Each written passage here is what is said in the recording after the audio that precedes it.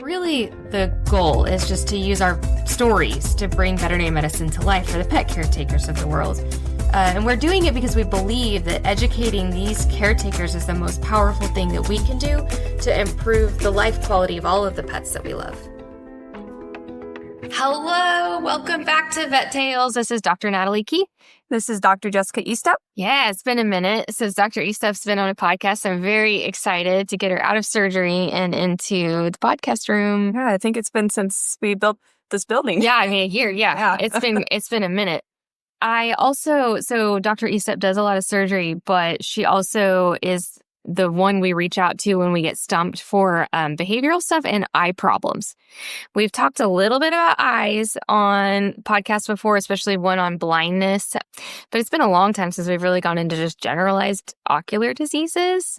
And so I thought maybe you could walk us through some of the more common things we see and also some of the fun, weird stuff we see. For sure. I mean, we see eyes almost every day. There's something new with an eye, whether it's a dog or a cat, or even sometimes those exotic pets, but not if I can help it. Yeah.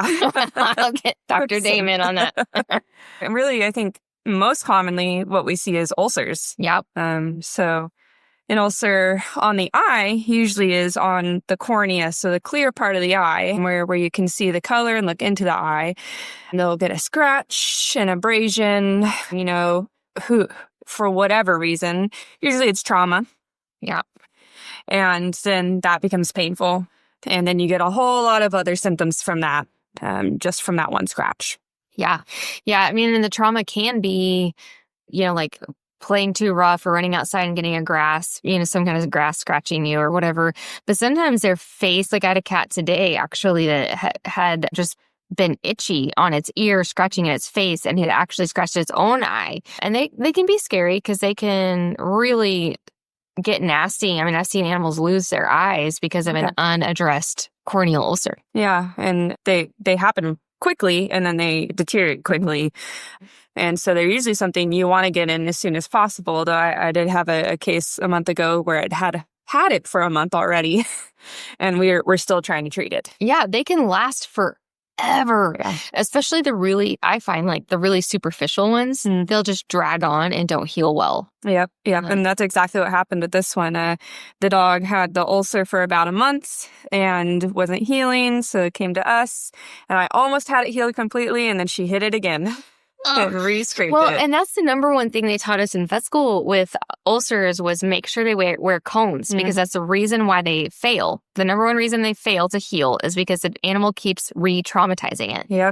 Because it hurts. Yeah. And so what do we all do when something hurts? We rub it. Yeah. But when you rub the surface of your eyeball, it's not good for your eyeball. Things happen. Yeah. So ulcers, while they're very common, and it's like, it's a scratch, like no big deal. They can actually be a really serious issue. Yes. And, just because they start superficial doesn't mean they can't get deeper, especially if they hit it or scratch at it. Or if it gets a nasty infection there. The melting corneas. Oh, those are so they are. ugly to look at. They call them melting corneas because it literally looks like the cornea is melting like wax. It's awful. It's gross. And just so we're all clear, the cornea is the clear part of the front of your eyeball.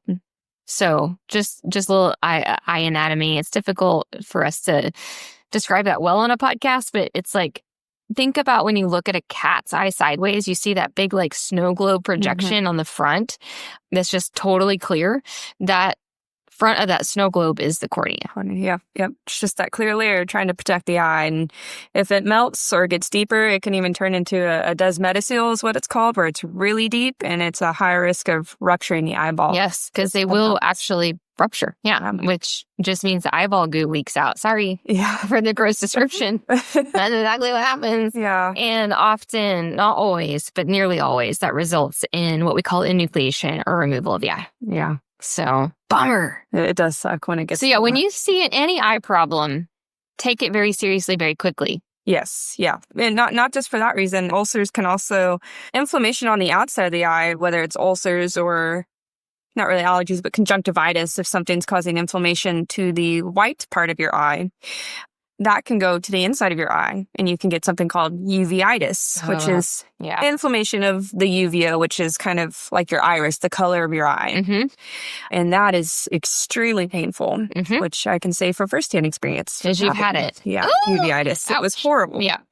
But so ulcers or conjunctivitis can cause inflammation inside the eye, and things become a lot more serious. Yeah. That way. Absolutely. And then you can also get the inflammation of the tissue around the globe of the eye, which is like if you lower your eyelid down and look like if you're looking for an eyelash and there's something, that pink stuff, that's the conjunctiva. And you can get conjunctivitis as well. So you got conjunctivitis, uveitis, all the itises. All the itises. Itis is just fancy for inflammation. And so you can get all kinds of inflammatory responses. Yeah. Which is the next thing on your list, actually, is the conjunctivitis. Yeah. So when you say conjunctivitis, I think to most people, they think pink eye. Oh, right. They do. Because I've had pink eye. I had a lot of eye problems when I was younger. They think, which is how you got passionate about the field, right? Yeah. It's a lot of experience. So eyeballs, I think, are really cool because of all the problems I had with mine. But you think pink eye in people, which is typically bacterial and can be contagious, but that's not usually what we see in dogs and cats. And you can get conjunctivitis for numerous reasons, really. Yeah.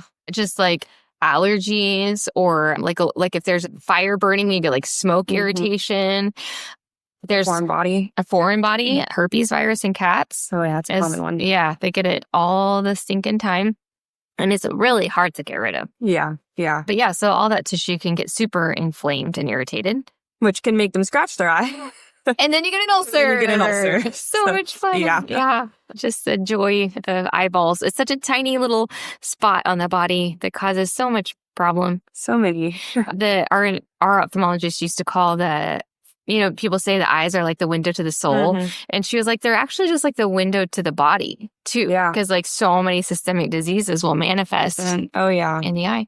And actually, in my last Western, when I went to CE in Western, I attended a ocular lesion for systemic diseases. Yeah. And for cats. And it's like, wow, there's so much that can be found just looking in the eyeball. I know. Well, and you had that, I think I'm skipping off of our list a little bit, but you had that husky that you found a systemic disease from the eye. Yeah, rare. This husky had something called uveodermatologic syndrome. Oh, that's fun.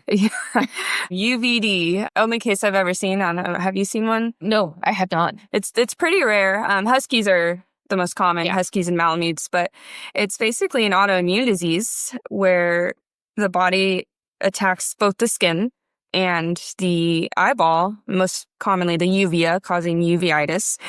And I had a case, and I saw the dog and thought, well, if this doesn't look like UVD, I don't know what does. Poster child. Yeah. And so that dog actually ended up having one of her eyeballs removed because the inflammation in her eye was so severe. Wow. But she went to an internist as well, and they got a lot settled out there. But hopefully get to save the other eye. Yeah, keep that's her the goal. Immunosuppressants probably for life, right? Yes. Nuts.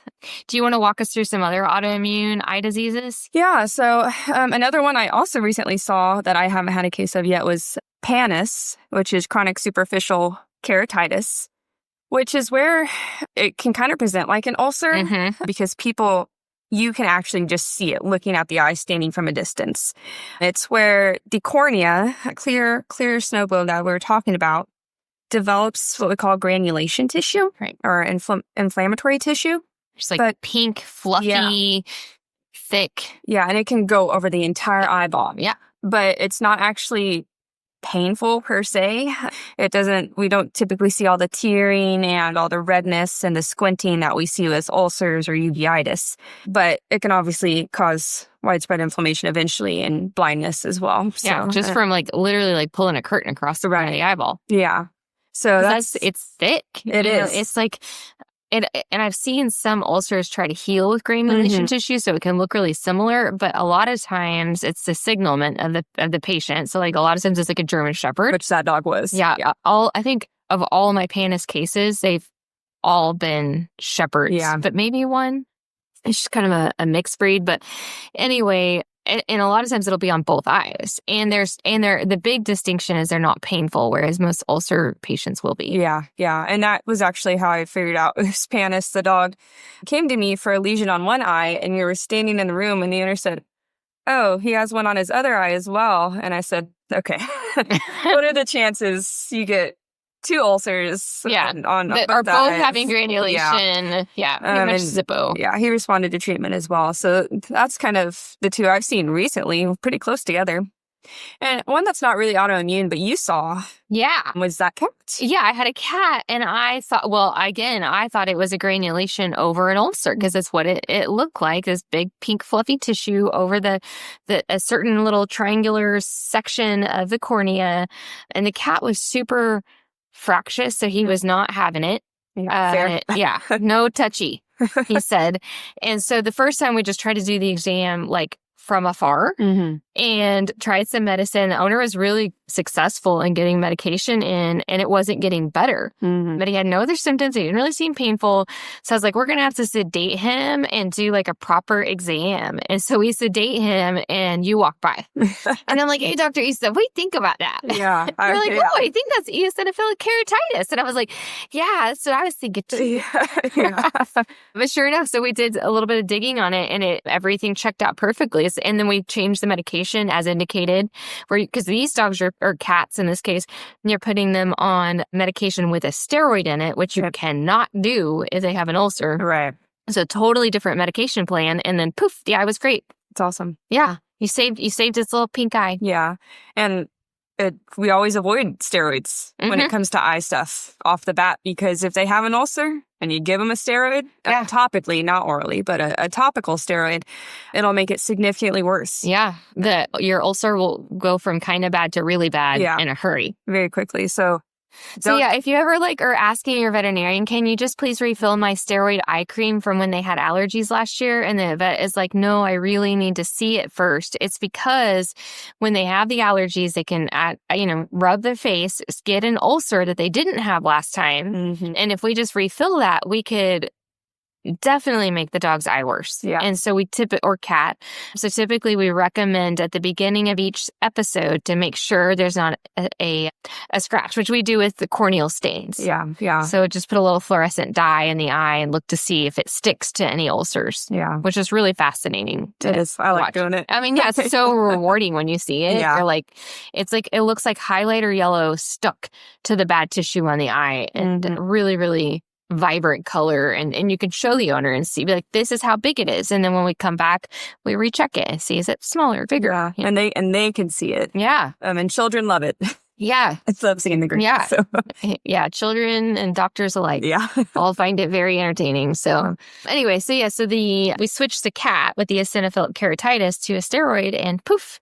A lot better. Yeah. So much better. So, okay. So that was kind of autoimmune things, except for the one right above it on your list. I forgot about that one. Yeah.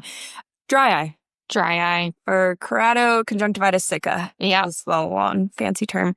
It's exactly what it sounds like. And dry eye. Dry eye. Yeah, the little tear duct just quits doing its thing because the the immune system is attacking around the tear duct. It causes inflammation, decreases tear production, and then the biofilm on the eye that's necessary to protect the eye is insufficient. And so the eye gets dry, as the disease indicates, and you'll see this really sticky and mucousy tear, like eye boogers kind of. It's really gross. Yeah, and the eye just looks dry, like matted, like a matte paint, if you will, not matted hair, but a matte paint, and just dull. And then they're just wildly susceptible to ulcers because the cornea is not protected by that lubrication. Yep, and that's either from their hair or if they're rubbing at it because it's irritated, all of the above. Yeah. And most commonly, we see it as an autoimmune disease, and we treat it with drugs for that. Very rarely. I haven't had a neurologic case, but I've had a couple, but so there are some that require a totally different treatment plan because instead of it being like a local duct issue, it's like a nerve function issue. So you have to actually, a lot of times we treat those with oral medication. Right. So instead of the topicals like we will with the normal KCS. Right, that we dry eye. See, yeah. We see those all the time, especially in the more bulgy-eyed dogs. Yeah, Shih Tzus. Pugs, Maltese. Bostons, Bulldogs. all the time. And you may hear us you may notice over the course of this, whatever long minute podcast, we go, and then you wind up with an ulcer at the end of all of these disease processes. Yes. So be patient with your veterinarian. If your dog has or cat has an ulcer, they may have to deal with the ulcer before they can get back to what the original problem was. Right. Another great example on our list is the cherry eyes, entropion, and ectropion. Yeah. These all potentially lead to ulcers. Yep. So do we want to break those down? Yeah. So cherry eye, entropion, and ectropion are all kind of conformation issues of the eye, if you will. It's the structures surrounding the eye, not the globe itself. Yeah. And I had a cherry eye case today. Cherry eye in and of itself doesn't necessarily cause a problem. What that is that tear gland that's in your eye. You may see your dog or cat has a third eyelid and it will raise up and down sometimes. They have a gland in there and it can prolapse out. It can basically just pop it's like right you up out flip the purse inside out. Yeah. And it doesn't cause any functional problems really unless it gets irritated and then they scratch it and then they get an ulcer. And there is a surgery you can do to correct that. And we most commonly see it in bulldogs or Bostons. But entropion or ectropion are more of the eyelids themselves because, the eyelashes on the inside of like we do on their eyelids. And entropion is where the eyelid rolls in and those eyelashes rub and stab at the cornea, which causes an ulcer. An ulcer! And ectropion is where it's the reverse, where the eyelid rolls out. And these are both because there's generally too much skin. Yeah, so think about a bloodhound or a basset hound with the big saggy eyes, and they'll have these little pouches then that are catching debris, and then when they close their eyes, the debris is what's rubbing against the cornea, as opposed to with the entropion, where it's the eyelashes rolling in and rubbing. So either way, you're getting friction on the cornea of things that aren't supposed to touch it. Yeah, and then you get ulcers. And so to correct those, we don't often correct them in puppies. Yeah. Because they have so much growing to do. We wait until they're usually about a year old. But there are surgeries you can do to correct that as well. And it's what we call tacking, which is taking some of that extra tissue out to make that eyelid sit where it's supposed to sit. Yeah. Facelift. Yeah. Just, a little bit of plastic surgery. A little nip and tuck. Yeah, exactly. Yeah. Cures what ails you. Oh, yeah. So it's interesting to kind of watch some of those dogs as they go through the maturation process. They will sometimes autocorrect on those, but if they haven't by the time they're a year and it's causing irritation, surgery will save you so much headache. It's a very simple procedure and it will fix it to the point where you're not constantly chasing conjunctivitis and ulcers for that dog's whole life. Yeah. And when I see some of these cases with entropion or KCS or ulcers, dogs that have had chronic eye problems and we're not sure of the cause because maybe it's the first time we're seeing it or it just started, there are a lot of diagnostics we can do. And it's not always straightforward because maybe their eye looks like that because they've had an ulcer for 3 months, or maybe they have dry eye and we can't tell, or is it just that their eyelid's rolling in? And so sometimes we'll have to do several diagnostics to test for each one of these things, treat and redo diagnostics again. Once you've gotten, it's kind of unraveling the yarn. You got to fix the primary issue before you can see what's happening underneath. Yeah. Or the Shih Tzus that get the eyelash, ectopic cilia, they get the eyelash that's growing on the inside of their eyelid. Rude. Because you can't see it. No. You have to sedate them to flip the eye. So it's you get a Shih Tzu with an eye problem and you're like, well, you're a Shih Tzu. Of course you have an eye problem. No worries. And you treat it and then you're like, well, let's make sure it's not dry eye. It's not dry eye and you're feeling pretty good about yourself. And then it comes back and you're like, what is happening? Yep. And until you sedate the patient and flip that eyelid, you can't tell that they have these little eyelashes that are growing on the wrong side of their eyelids. And they're tiny. They're so tiny. Yeah. It's the tiniest little, so it's not some obvious glaring, big, long, beautiful eyelash. It's just this little tiny pokey hair. Yeah. And so those are the things that you just it's a process. Eyes are a process. It is. And so we often just have to do diagnostics over and over, and it can be frustrating. One of the first things I tell my clients is you're going to get real sick of seeing me. Yep.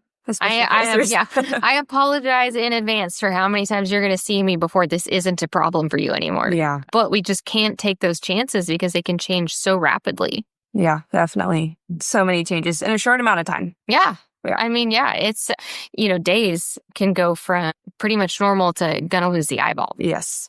So anyway, yay, gloom and doom. Sorry. You're not gonna lose your eyeball. It's gonna be fine. Yeah, we got it. All right, what else you got on your list here? I think kind of two that sort of go together are cataracts and glaucoma. Yeah, okay. They don't always go together. We could put the lens luxation. And lens luxations, yeah. So glaucoma can be caused by a lot of reasons. Many, many, many reasons. So many reasons.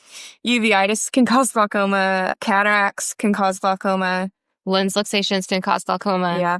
Glaucoma really just means increased intraocular pressure. So basically the way the eyeball works is you have, just like everything else in our body, there's this constant cycling of fluid. So the fluid in your eye right now is constantly being drained and refilled, like a pool filter, if you will. So for some reason with glaucoma, that balance is upset, where you have more being put in than what is getting out and recycled for some reason or another. And there are many reasons, but all of them cause too much fluid in the eye. And so it causes this pressure, which is really, really painful. It can actually visually change the size of the globe. Like you can look at a dog and be like, whoa, that eye is big. Yeah. And then they can get secondary uveitis from the glaucoma, or it could be the uveitis that caused the glaucoma. So much fun. Yeah. But anyway, so that's what glaucoma is this buildup of pressure. And so all these diseases that Dr. Eastep is going to tell us about are all causing that fluid balance to be offset. Yeah. And most of the time, you what you do to treat glaucoma is give them medications to help decrease the pressure of the inside of the eye, whether that's decreasing production or helping it clear the fluid more. But certain cases, like lens luxations, which we're about to talk about, are just severe inflammation in the eye causing synechia, where that iris, the color part of your eye, sticks to your lens, and then you just literally cannot move the fluid in the path it needs to go. Sometimes you can't fix glaucoma, and you just have to take the eye. Especially the hereditary congenital primary glaucomas, like that just... You can keep them at bay for a while, or if you have a full lens luxation and you don't get it fixed, I mean, there are times where ultimately removal of the eye is the kindest thing, because the pet can't see out of it anyway at that point. And then once they can't see out of it, all it's doing is causing chronic pain. And you're trying to give all of these eye medications all the time, which eventually the patient gets resentful of. Right. And so sometimes it's best to just remove the eye if you get to that point. And I've had people say after we've removed an eye after glaucoma, after we take the eye out, that their dog's an entirely new dog. Well, yeah, because their chronic pain went away. It's like you think about having the worst headache of your life all day, every day, and then not. Yeah. So it sounds sometimes weird, like we just want to take the eyeball out, but it's really... Yeah. Well, dogs don't feel sorry for themselves. Cats don't feel sorry for themselves. They don't know that they're look different, or they don't care that they look different. Yeah. And if the eye was non-visual to them anyway, all you did was make their day better. You're right. Make me feel better. Which is ultimately, at the end of the day, the goal. Yeah. Help them feel better. So when it comes to cataracts, I don't think I've ever seen a cataract in a cat. Huh. It's really mostly a dog disease. Now that you're saying that, I think inflammation, chronic uveitis can cause it. If cats get cataracts, it's always secondary to inflammation. Yeah. It's so some kind of traumatic incident. Yeah. It's not really something that they get, and I don't think I've ever seen one. But dogs typically get cataracts, and like people can. A lot of times it's from diabetes. Yeah. And in school they told us it was the most common thing to cause cataracts, but I feel like I've seen a lot of cataracts now that are not associated with, I guess maybe what they're trying to say is cataracts will just happen in dogs with age and time, but if there's going to be a primary cause of just an acute onset cataract, it will be diabetes. Yes. And if it feels like suddenly their eye they developed a cataract, blood work's never a bad thing to check to make sure we don't have diabetes. But if we are diabetic and one eye develops cataract, the other eye will most certainly develop a cataract. And even if you have your diabetic patient well regulated, they'll sometimes just get cataracts. But you can get those lenses replaced and get your vision back in those patients. I've had several diabetic patients that have had cataract surgery and have done really well. Yeah. There's a couple places near us that will do those surgeries and restore vision, because cataracts do cause blindness Yes. It's the same thing like we were talking about with the pannus, where you've got this granulation tissue over the eye. And except for in cataracts, it's inside the lens. It gets so cellularly dense, or there's so much density in the cataract that you can't see through it. It's just like trying to look through like frosted shower glass. Yeah. But then like maybe more and more and more layers of it over time, depending on how bad it gets. They will become completely blind because they just physically can't see through that lens, which is, what sits in the middle of your eye, because a lot of times I have clients that will have a corneal edema case. So the surface of the snow globe gets blurry, hazy, and they'll think it's a cataract, or vice versa. But the cataract is happening behind the pupil. Yeah, behind the color part of your eye. Yes. Yeah. So when you would look at someone's pupil and see black, now you're going to see white or some variation of gray or blue instead of seeing black at the center of the colored part of their eye. And that's where a cataract lives. And so you have to get behind the iris, correct the lens, and then you can restore vision. Yeah. And there's not really a way to predict on how a cataract will develop, because you basically have immature cataracts, mature cataracts, or hypermature cataracts. And they're not truly blind, they say, until it's a mature cataract, which is 100% of lens. Just density. Yeah, density. However, at some point with an immature cataract, they also just can't see well. So it's hard to say, oh, he's going to go blind in 1 month, or he's going to go blind in a year. You can't really predict that, and they may never progress past a certain point. Yeah, some of them will just get a little bit change.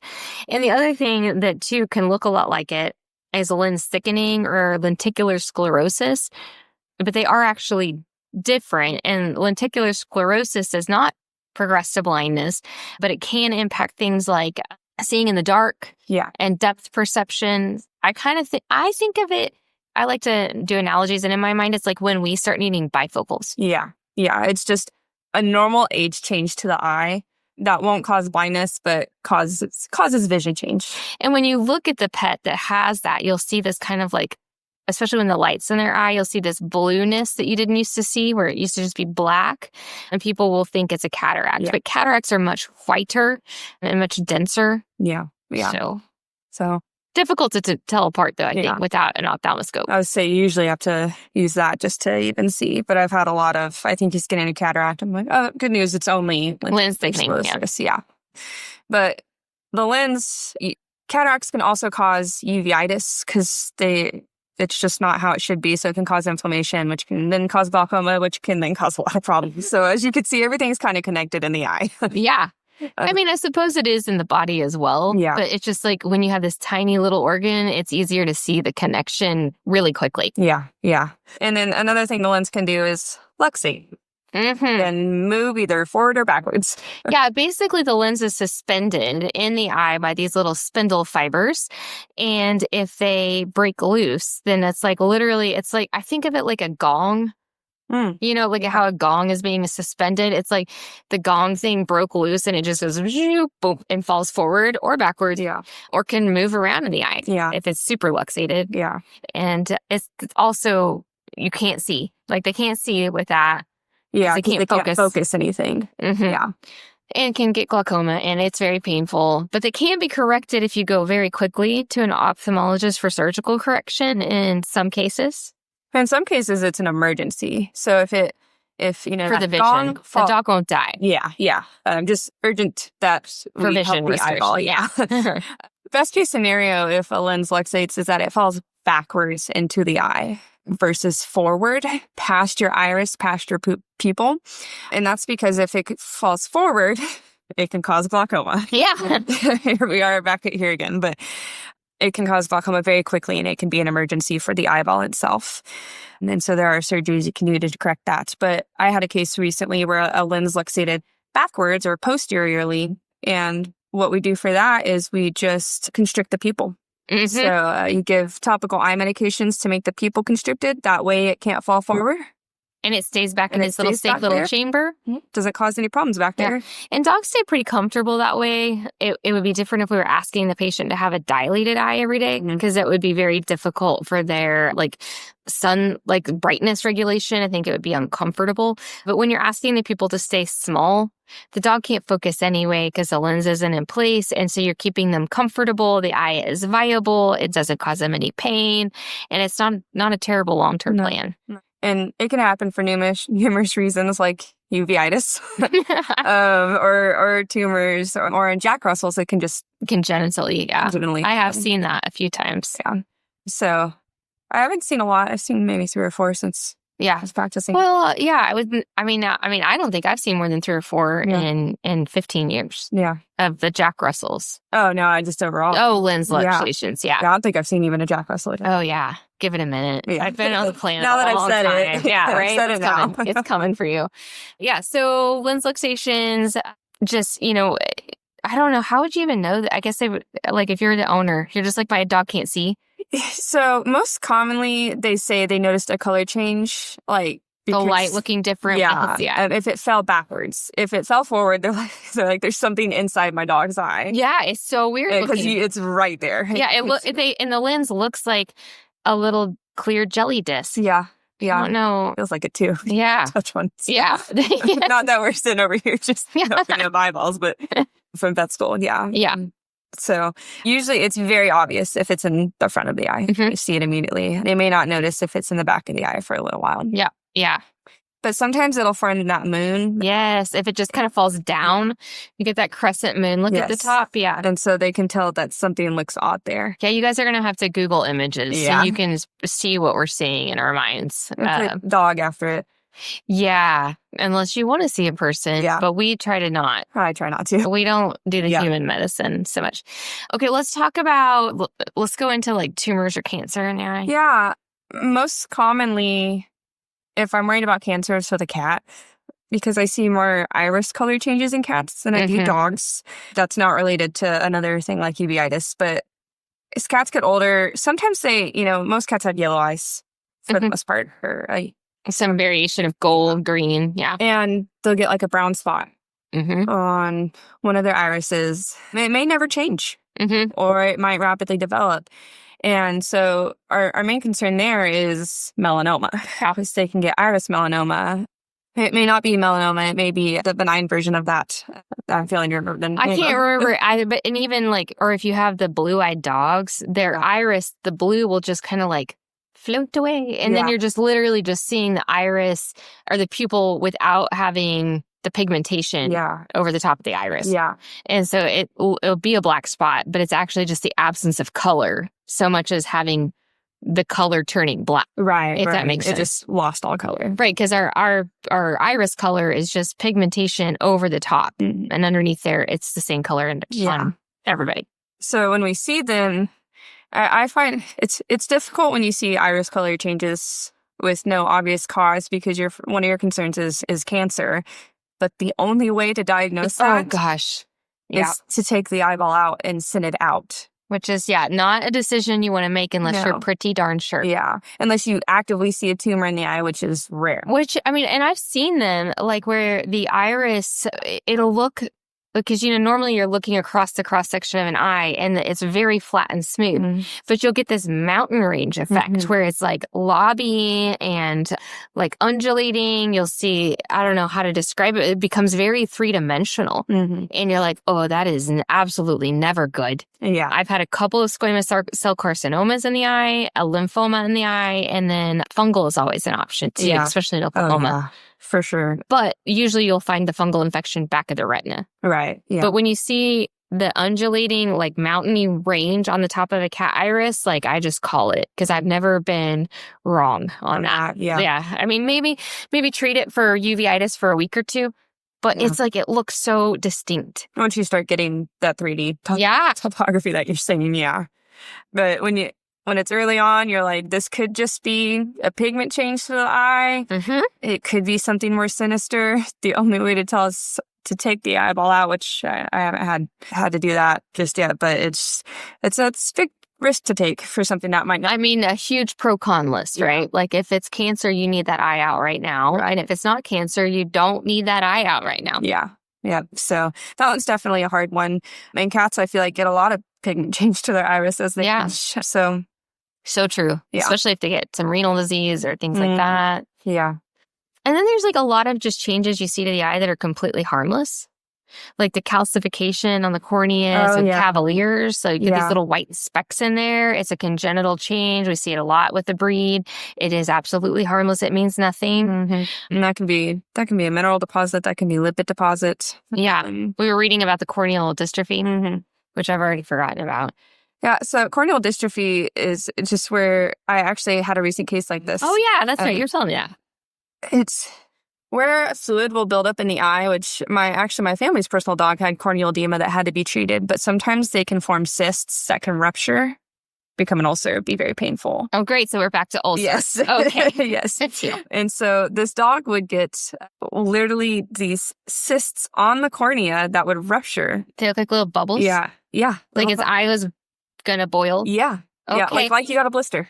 Well, I don't love that. Yeah. Okay. They treated it. It came really quickly. I've been seeing this dog for 2 years now, frequently. And she was fine. And then out of the blue, just got it. And she went to an ophthalmologist, and they've been treating it very well. But the cornea can do a lot. And especially in Boston, they're known to get corneal edema. Yeah. As they get older, which my family's dog was a lab. He had it. But in corneal dystrophy, I think, is some component of that where there's abnormality to the cornea. Yeah, it does say it's genetic. Yeah. So, but that if it's not causing a problem, like, leave it alone. Yeah. So, interesting. I mean, the eyeball is just full of fun little surprises. And we didn't even talk about retinas today. No. You know, someday maybe we'll do a podcast on just the retina. Yeah. Which is the thing at the back of the eyeball that has all the information gathering things in it. Yeah. And must be attached or it doesn't work. Yeah. It's like its own organ inside the organ. Yeah.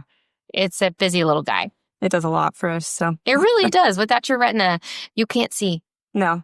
So anyway, or at least your brain won't know that you saw it. Yeah. That's so anyway. Okay. Well, so that was a very long podcast about a lot of like little eye things that are and we just scratched the surface, no pun intended. Yeah.